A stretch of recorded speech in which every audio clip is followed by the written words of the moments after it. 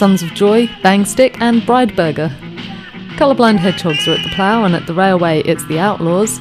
At the Royal Oak it's Goad, Scorcho at the Spread Eagle, and at the Steamboat Tavern it's Dirty Addiction and Venge Vulture Attack. Sunday 8th of May. At Isaac's it's the Keynotes. Captain Black No Stars is at the Royal Oak, and Camelfoot Raiders at the Spread Eagle. Wednesday 11th of May.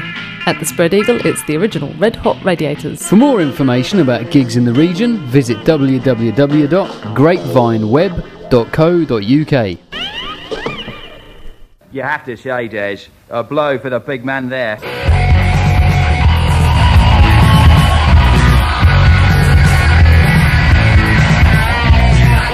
breath of if and death always seems right to me. Think of all the happy things people make me see. Drowning in the words from those in control of me. Can you see that I need immunity to set me free?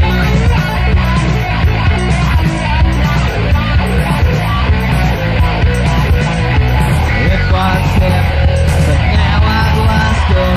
Didn't want it anyway, it didn't fit. Right, I don't know how much longer you want to listen to Phil. That was indeed our Phil. No.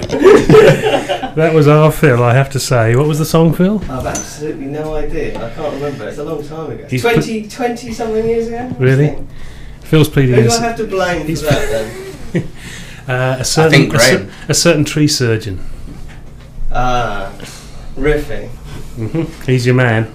Oh, I said you'll be after him. Libel his business now. Live on air. Don't go to.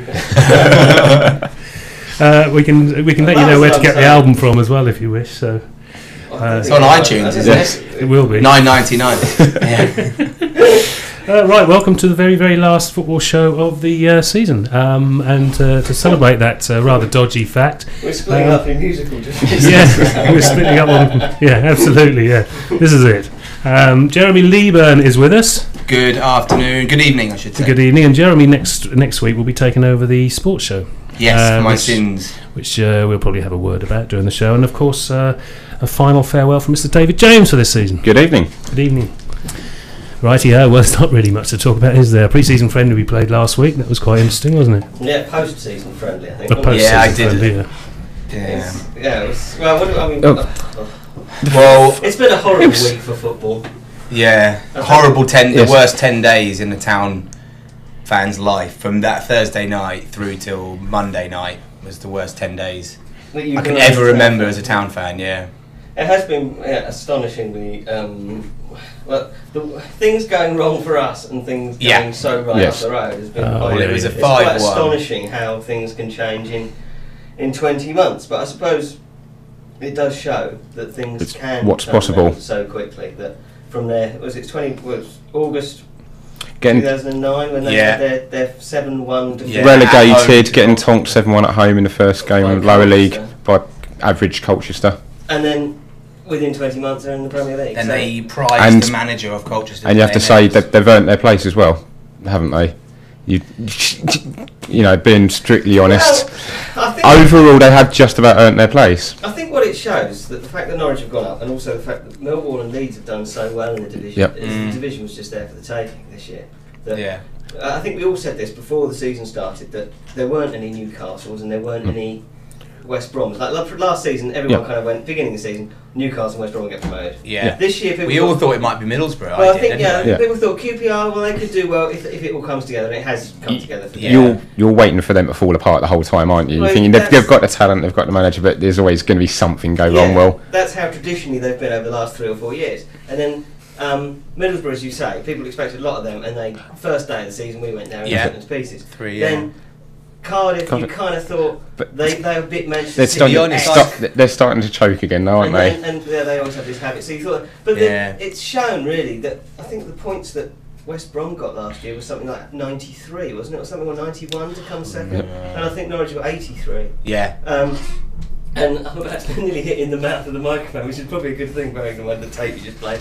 And it's just that there must be so many clubs at this point in the season are looking at Norwich and thinking to themselves, How did we not manage to do it? Well, there's one that's got relegated. Well, Sheffield United. Sheffield United. Absolutely. You compare squad to squad. There's not a lot in it between the two teams. Well, you look at players like the striker, who's now Ched Evans. Yes.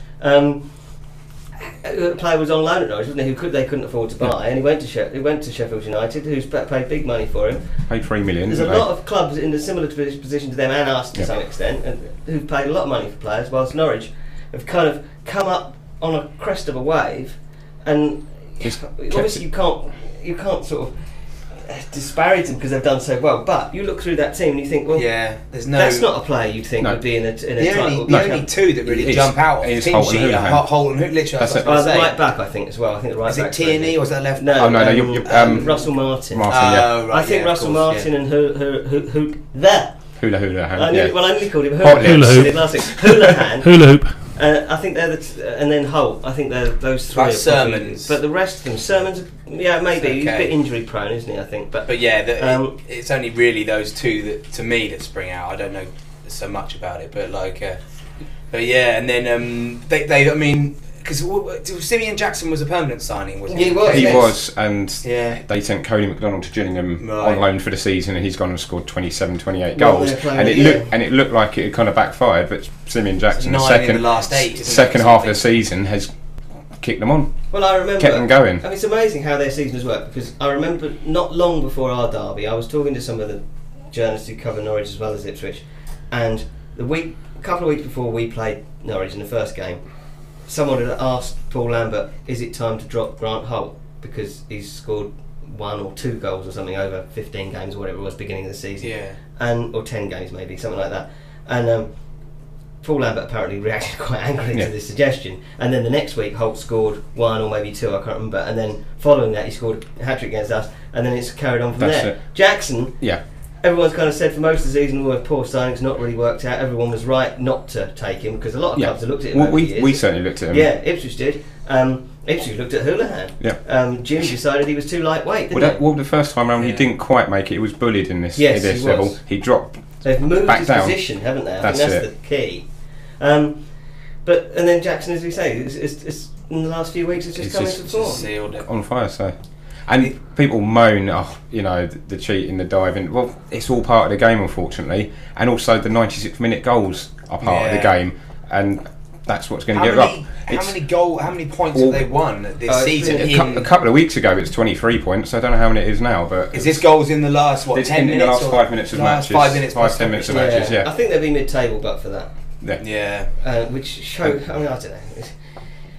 It probably shows how tight the division is to some extent. It does boil down to all our fault, though, unfortunately. Well, giving them 6 points and taking 6 points off a Cardiff. Well, yes. I know, it's very awkward, isn't it? But Cardiff, the other day, were just so appalling. It's unbelievable. David Jones can't last at that club much longer because it's the same thing every year. You can't be the bridesmaid that close. At least you look at their forward players as well. It's frightening, isn't it? The money they've spent. Even ignoring the fact they've probably not spent a lot of money on Bellamy, they've just been allowed to have him for the season. Everybody else is working. What do you think they're covering? He's on 80 grand a week at Man City? Something astonishing. And must be covering at least a third of that. No, they're probably whatever they're covering. I think he's paying out of his own pocket to help it out.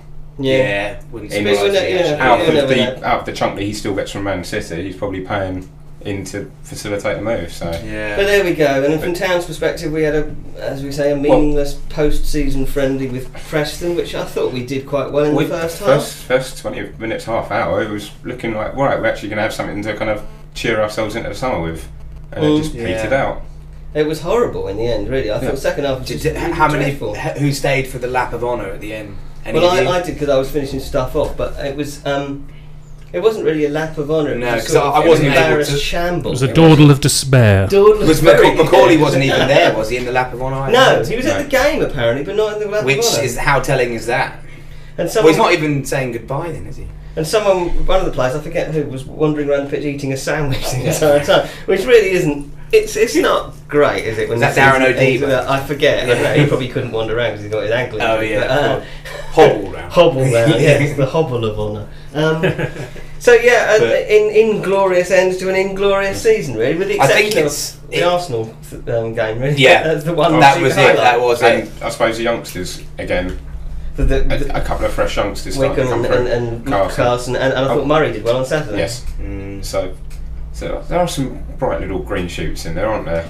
Yeah. Do you? Because we've had how many seasons in a row now have we ended sort of like this, where we've been not in with a shout of the playoffs, mid-table mediocrity? It must be to start with. Was it 05? I think the first season was kind of almost a relief because we'd had a good 10 years of playoffs. Well, we wanted a mid-table playoffs, Europe, fighting relegation, fighting playoffs, and it was kind of that first season when you could put the season to bed about 3 weeks before the end and go, well, that's great because was that 05-06 when Royal, because we lost all those players in 05, didn't we, this summer? Ben Cucci. That's it. It was that Royals first. Yeah, and then he brought in Sam Parkey and Forster and. Well, that season we didn't. Yeah, that season was a struggle, wasn't it? Yeah. Jim's first or second season, the season that Hull went up in the playoffs. Yeah. Oh yeah, that was the final day of the season. If they'd have won and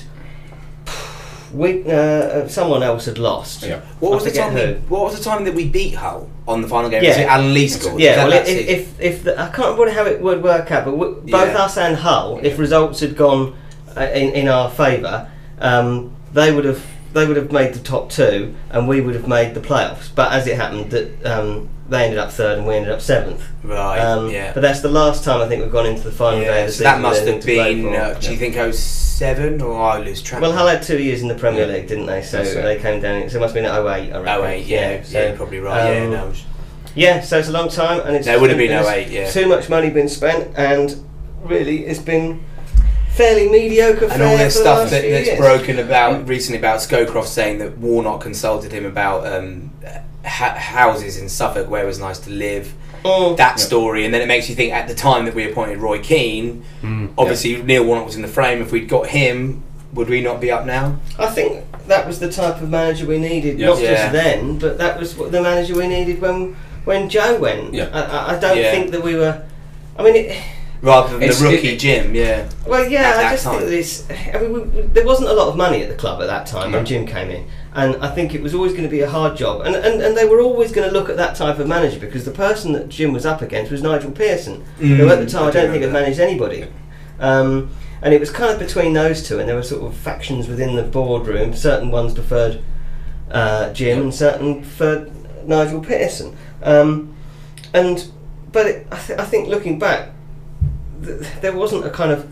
It was a difficult job. I mean, the fact that Joe kind of went, well, there's not a lot of money here. I can't really get you promotion with after performing the kind miracles. of money, having performed miracles for so many years. Yeah, I think that told a tale really, and that I think it should have been the Warnock or that type of manager in his 50s who's in his second or third job and has done it before and has been there. In the same position Joe was previously. Got the contacts, has got the other people at other places, got the feelers out there. How it all happened. That's it.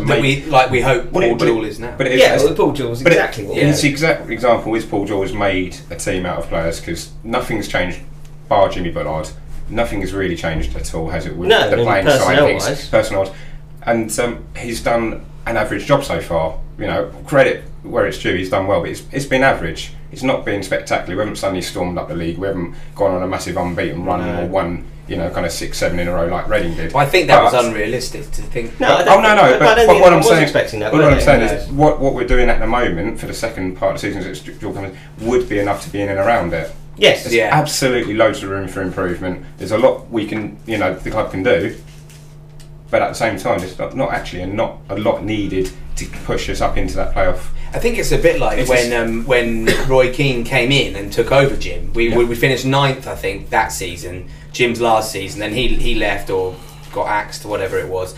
And then it was kind of a team that wasn't too far away, really. It just needed a few tweaks here and there to just push us into that top 6. But rather than do that, Roy Keane decided to actually dismantle, as much as I could tell within the club, to start again, change the attitude of the players, the type of. I mean, it's manager's prerogative to have the team playing how he wants, but it took us maybe 5 steps back to go the 7 forward when we could have just gone 1 back to go 2 forward. Which is another reason why I'm kind of glad you got the Paul Jewell figure in there now, because with 21 players out of contract, it would have been easy to say, right, let them all go.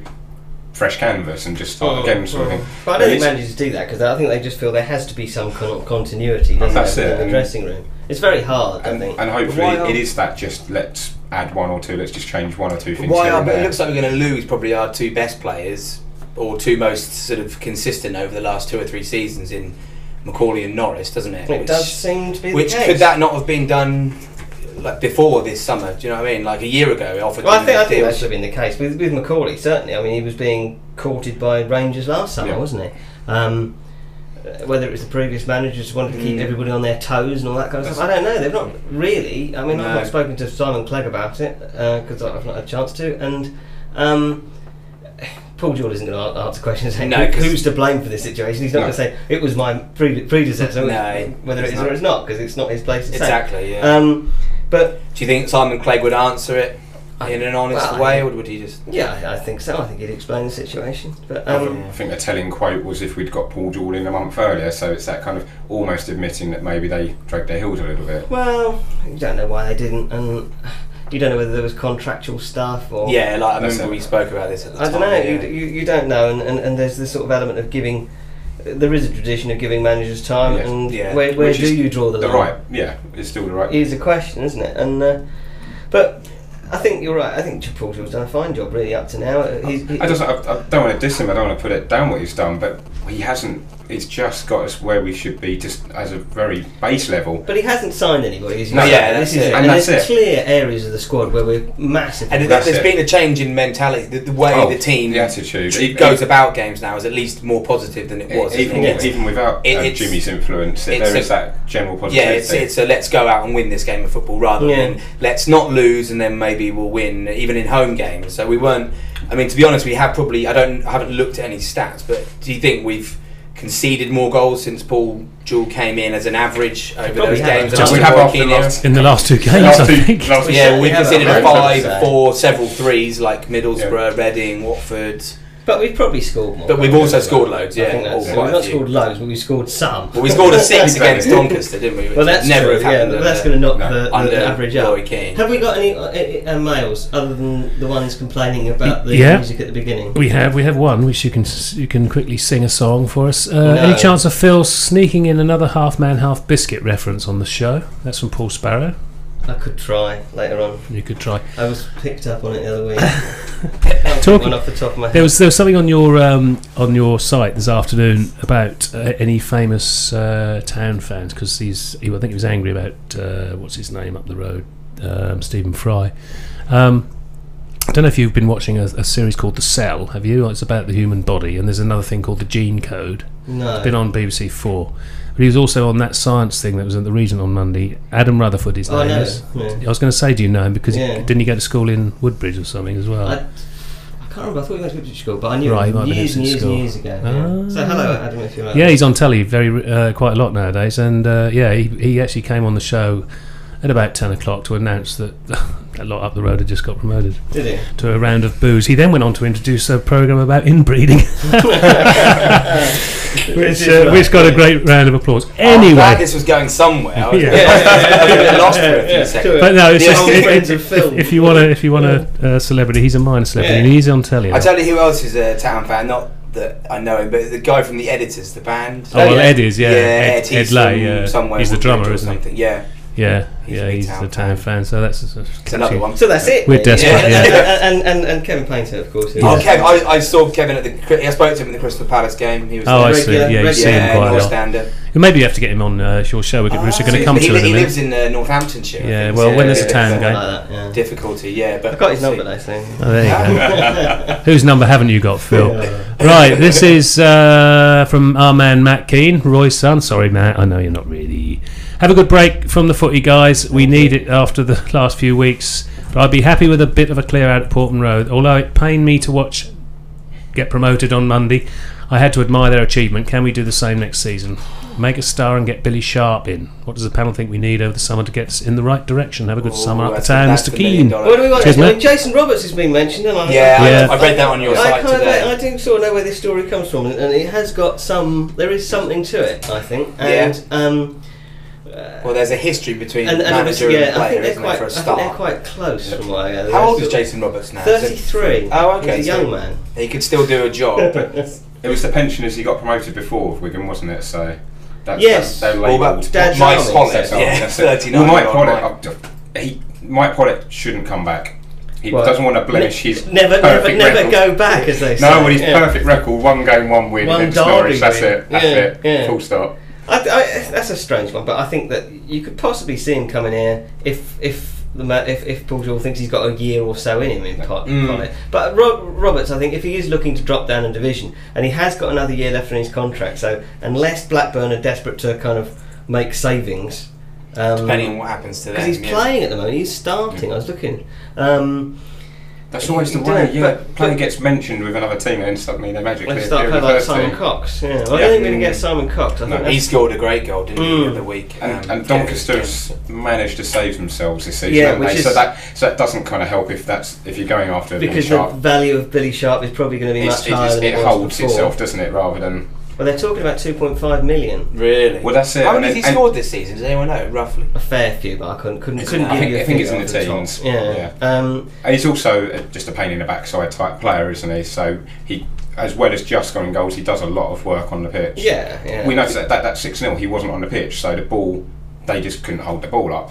Every time they got the ball, we were getting it back and sticking it down the other end. And he's a bit of a character as well. The crowds like, I think. He's the player the opposition love to hate. Exactly. And you've got the likes of Mikhail Smith, but again, the prices that are being quoted, and they've still got a chance of coming up to this level. Yeah. But I think he'll go, whatever. But he's another one who's got that work ethic in there as well as the goals. So there's players around. I think we need if Macaulay goes as centre back, and then probably in an ideal world a right back and a left back. But obviously, I think regardless of whether people think that Carlos Edwards is a first choice right back, we need a second choice right back because I don't think we've really got. Unless you're thinking of Jamie Peters as the second, like he hasn't really given him a look in, has he? So you get the impression that despite the enormous welcome that Jamie Peters got on Saturday, how heartwarming was that? I know, it was like Aberdeen last night, wasn't it? Yes. I know Marcus Stewart stopped playing for Exeter. I wasn't sure if it was him coming off the bench. There's got a warm feeling. Yeah, it was. So we need a right back. I mean, Adam Smith has been mentioned, the fellow who's on loan Tottenham. Bournemouth. I think there's something to that. I'm fairly certain, but whether he comes here or goes elsewhere remains to be seen. I think Reading, Reading and Burnley were the other two clubs, weren't they? I think, and Burnley obviously got Eddie Howes at Bournemouth with him, so he might fancy that. Or he might fancy Reading staying in South. He doesn't have to move Houston probably if he's at Reading, does he? Exactly. So, but there'll be somebody. Then the other one that was the other interesting ones, these Dagenham players that have been mentioned. Vansalo, I've not seen a lot of Dagenham. And Green, isn't it? And Danny Green, I think a lot of clubs like. Yeah. Brighton, I think, are quite fancy him as well. Although you'd like to think we can compete with Brighton. You never know, do you? Moving to the new stadium. What's your gut factor? He's an out right winger, isn't he? So. What's your gut feeling with Jimmy Bullard? I just have a sneaking feeling I'll get him. I do. Yeah, it's in the same sort of way you were saying earlier before we came on. Saying I think all the kind of you were saying that you thought Norris was going because you just get that feeling mood from the support from the supporters various things like that. He's got that feeling that he's on his way, but he doesn't want to make a big thing about it, and he probably does feel it's still a bit of a wrench because he does love it here, but he probably feels it's time to move on, and it is from everything I've heard. It does seem it's genuinely about the number of years on the contract that he's been offered. And he's been offered 2, and if he gets offered 3 somewhere else, that takes him up to a level where if that contract runs out and he has to drop a level or he has to maybe even hang up his boots if that's as bad as that, then he'll feel happy doing that. But a 2-year deal will take him up to 32, he'll still feel he'll be able to contribute, and so that's why he's looking for a 3-year to take him up to that 33 kind of age, which is then it's kind of your career you accept is on the downturn. And what about Jimmy? What do you boys think? Well, all the noises are that he wants to come, and the club want him, and the supporters want him, and everything. But it's just that huge, 45 grand a week, 2-year left on contract. So, I mean, how would it work if we were to get him? We'd have to pay a fee to Hull for his services because he's got 2 years left on his contract. We would give Hull the money that would allow them to pay him off. I think whatever payoff. So we'd. There's lots of steps in the deal, aren't there? I think first thing that they've got to kind of Bullard and Hull have got to kind of come to some sort of about the remaining 2 years, which is what, £4 million odd quid of his deal, on how much they're going to pay him over what period that they pay him. Because obviously, if they pay it over a long period, then it doesn't cost them so much, does it? Yeah. And then we will presumably then come to an agreement with Hull over what proportion of that we effectively pay by paying Hull, and then we've got to arrange a wage with him. So when they say it's a complicated deal, it is quite a complicated deal. But do you think we're the only ones likely to make a bid for it? There'll be other people, but I think. Do you think? Cause I think the key would be, as I've read you right before, that if there's another Premier League club comes in, that'll be tricky. But I don't know. But if it's purely Championship clubs, I think we're in. I don't think there's a Championship club that he'd come to. But I also think, just in general, I think it's just about pure football. He would sign tomorrow, as he said, and I genuinely believe him when he says that. I do. If it's about the football and just playing week in, week out at a club that he now knows and has a little bit of a feeling for, then he would just sign. Yeah. But it is all the other stuff that, I mean, to be fair, he said it's not about the money, but that's because he's on 45 and he's going to get some of that anyway. So he's not bothered about what we pay them, what we pay him, what we offer him per se. He obviously, he doesn't want us taking the Michael out of him and paying him peanuts, but he doesn't want the same contract as Scott Hull because he's still going to get a vast sum of that. I just have a sneaking feeling he just likes it, and we'll just somehow. It's just going to. And also, it is a case of you can go to the Premiership and you'll be involved, or you can come to us and you'll be playing every week you're fit. And get us into the Premier League a bit of a hero. I think that's part of it, isn't it, as well? Cool, just we a bit. Need more emails. Right, this is Paul Atkins. This just says, thank you all for the studio entertainment this season. Looking forward to more of the same next season. Enjoy the holidays, everyone. Thank you, Paul. That's very nice indeed. Absolutely. And everyone else, same to them. Absolutely. Well, absolutely. Enjoy no football indeed. For a bit. Football ruining your life every week. Everyone's wives and girlfriends could be happy for a few months. I can't read this with the glasses on or off. This is from Jamie Cottage. With this god-awful season nearly put to bed, Paul Gill can finally start the unenviable task of trying to get Ipswich Town promoted. With that said, what do the panel think is a realistic target next season? Top 6 or top 2? I'd like to thank Phil, Graham and guests for the continued effort that goes in every week to making the Naked Football Show an essential listen for any ITFC Town fan. Town might not be Premier League. I'm so excited here. Town might not be Premier League, but you guys most certainly are. Oh bless. Hope you'll be back next year. Regards, Jamie. Yes, indeed. Warm sentiment. I hope so. I think you've got to go for playoffs, really. I think I think that's the ultimate aim. I think you've got to see that as the target. That's the target, but I think hanging around the top 8, top 10 all season, being in and around that consistently, and it is that consistency of, just doing that would be a big step forward, and a confidence booster, and then the ultimate target is finishing in that top 6. I think we should have an expectation. Gunning for top 2 the expectation is too much, should be at the moment. Do you think that's another step, sort of thing? Yeah, I'm not saying now I can't see it. I can't see us get. But I think in the top 2. But I think the top to be in that genuine position where a little run could just tip you in there. I think that's fair. The expectation that we ought to be playoffs or about. Yeah. And if the season goes spectacularly well, then make a challenge from there. That's it. We'll see. Exactly. Anything else, quick? That's it, Phil, for this season. Indeed, this season, as you know. So you can have a quick prediction for next Saturday. Not that it's going to make a hill of beans or whatever the saying is any difference whatsoever. But we have got a game. We have got a game, home, isn't it? Yeah. Oh yeah, the under 15s. Yeah, if anyone's around. Oh yeah, Man United on Saturday. 5-1. I think it's 5-1. 5-1, and then time kick-off, I can't remember. 3 o'clock. 3 o'clock, there you go. There you go, that's the Town against Man United youths on Saturday at Portman Road. Definitely want, so definitely want people along. So. Oh, quickly, and Jeremy, you want a quick... Yes, Jeremy's going to take over the summer sports show. Starting next week, same time, same slot, doing all kinds of local sport, everything from golf to cricket to maybe some darts. There's a few details to be finalised as yet, but anyone that's interested in...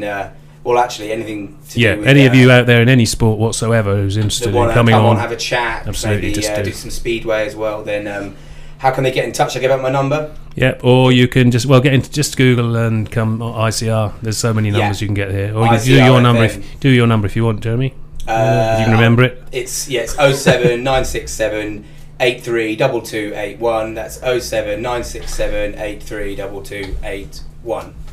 Okay. Yeah. Cool. And on that note, I'm afraid we have to go. So thanks everyone for listening, for all your emails and throughout the season. Yes. Till next year, do have a good one. Thanks to the panel here, and thanks to Phil, thanks to David James, and thanks, of course, to Jeremy, who you'll hear from next week. Till next time, have a good season, good summer, rather. Yeah. Good night. Bye-bye.